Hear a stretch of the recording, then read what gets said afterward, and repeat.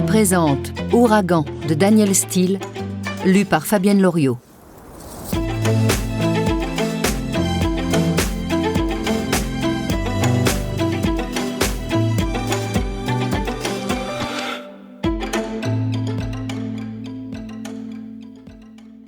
À Toto, pour ton courage, pour toutes les épreuves que tu as traversées, pour avoir survécu à ce que d'autres ne peuvent qu'imaginer, puissent les mauvais souvenirs s'estomper et le bonheur éternel te trouver, avec tout mon amour.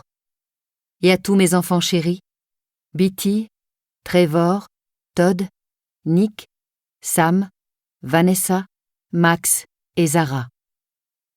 Merci infiniment d'être vous, à jamais dans mon cœur. Maman, Daniel Steele. Le chagrin a sa récompense. Il ne nous laisse jamais au point où il nous a trouvés. Mary Baker Eddy.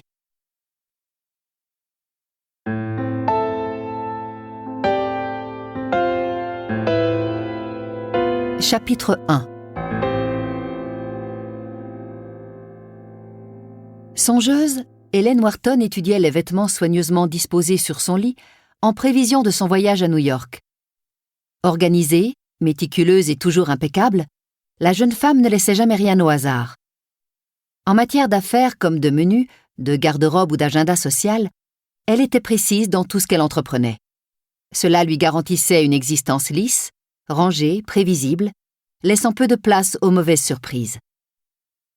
Tous les ans en septembre, elle rendait visite à sa mère. Les billets étaient réservés depuis juin. Elle organisait également avec cette même rigueur un voyage au printemps et un en automne pour Thanksgiving 1 an sur 2.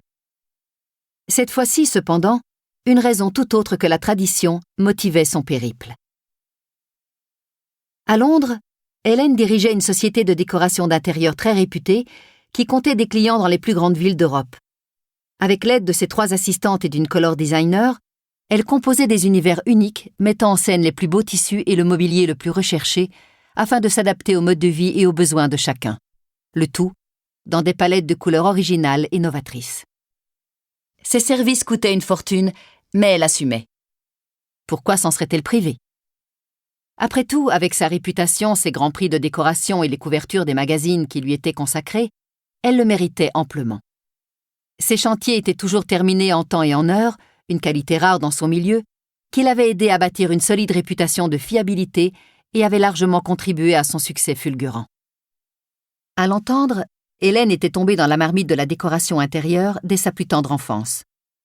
Sa mère était l'une des architectes les plus réputées de New York, diplômée de la prestigieuse université de Yale. Elle avait commencé sa carrière auprès de E.M. Pei avant d'ouvrir sa propre agence et de dessiner les demeures des clients les plus exigeants des États-Unis. À 38 ans, Hélène passait encore beaucoup de temps avec sa mère. Elle disait lui devoir tout ce qu'elle savait en matière d'architecture d'intérieur. À ses côtés, elle continuait d'en apprendre davantage chaque jour et, à l'occasion, elle s'envoyait des clients comme pour cette villa à Palm Springs sur laquelle sa mère travaillait actuellement. Hélène avait redécoré le yacht du propriétaire l'an passé. Les 2 femmes étaient très différentes, mais elles faisaient preuve d'un immense respect l'une envers l'autre et adoraient travailler ensemble. Hélène admirait le style très ouvert de sa mère et ses lignes épurées. Décorer une maison dessinée par elle était un vrai plaisir, et elle lui demandait souvent conseil. Ensemble, elles avaient résolu plus d'un casse-tête architectural. À 71 ans, Grace Madison était toujours pleine d'idées révolutionnaires et géniales. Elle disait que la bonne réponse était souvent la plus simple. Elle n'aimait pas les choses compliquées ni les pièces encombrées, et c'est pourquoi elle dessinait des maisons astucieuses et pratiques, une vision que partageait sa fille. Hélène essayait toujours d'envisager les problèmes potentiels et gérait sa société avec rigueur. Grace était plus spontanée, plus ouverte aux idées nouvelles, au point d'en devenir un peu excentrique parfois, un trait de caractère qui la rendait profondément attachante. Femme talentueuse et forte, elle avait survécu à un cancer du sein 10 ans plus tôt. Même pendant sa chimio, elle avait insisté pour continuer à travailler. Depuis, elle avait vaincu la maladie et n'avait jamais manqué un seul jour de travail. Pourtant, Hélène se faisait constamment du souci pour elle. Sa mère ne faisait pas son âge, Mais en dépit de son apparence juvénile et de son énergie inépuisable, les années défilaient. Le seul regret des deux femmes était de ne pas vivre dans le même pays. Hélène s'était installée à Londres près de 11 ans auparavant, quand elle avait épousé George Wharton, un avocat on ne peut plus british, qui avait fréquenté le très classique lycée Eton avant de poursuivre ses études à Oxford. Sa famille descendait de la même lignée que le philosophe du XVIIIe siècle Edmund Burke et s'enorgueillissait de ses racines prestigieuses entretenues avec force tradition. Hélène avait fait son possible pour s'intégrer à cette culture si éloignée de sa vision américaine des choses. Elle avait adopté le mode de vie de son mari, qu'elle respectait, même si les débuts de leur relation avaient été chaotiques. Depuis, elle organisait leur vie domestique exactement comme George l'entendait.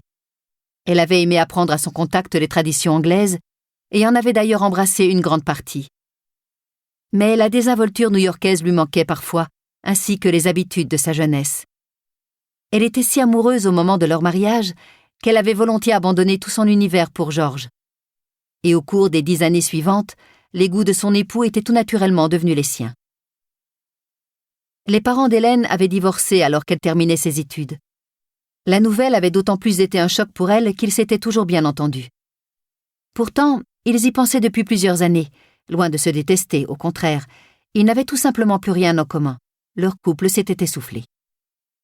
Après leur divorce, ni l'un ni l'autre ne s'étaient remariés et ils étaient restés proches, en bons termes, satisfaits de leur séparation. Puis, peu de temps après le mariage d'Hélène, son père était mort. Il avait 10 ans de plus que sa mère. Rétrospectivement, Hélène était heureuse qu'ils soient restés ensemble pendant son enfance. Et même après leur divorce, ils avaient bien fait les choses, n'avaient jamais dit du mal de l'autre. Tous deux avaient été très contents pour elle quand elle avait épousé George, même si sa mère le trouvait un peu trop rigide par certains aspects. Il était tellement anglais. Mais pour Hélène, cela faisait partie de son charme. D'une certaine manière, il lui rappelait son père, ex-banquier dans un fonds d'investissement à Wall Street.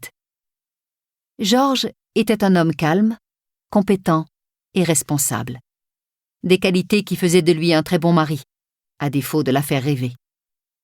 Quelqu'un sur qui on pouvait toujours compter. Cela rassurait Hélène. Elle voulait une vie rangée, sans surprise.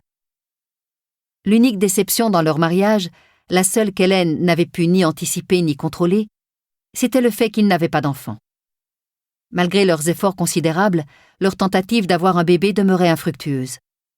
George s'était montré incroyablement coopératif, se soumettant à tous les tests possibles pour déterminer l'origine du problème.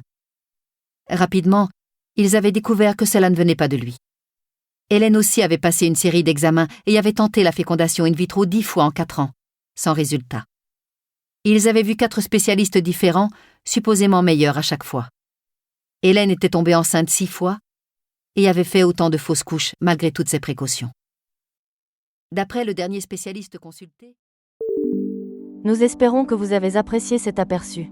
Pour continuer à écouter ce livre audio sur Google Play Livres, utilisez le lien dans la description de la vidéo.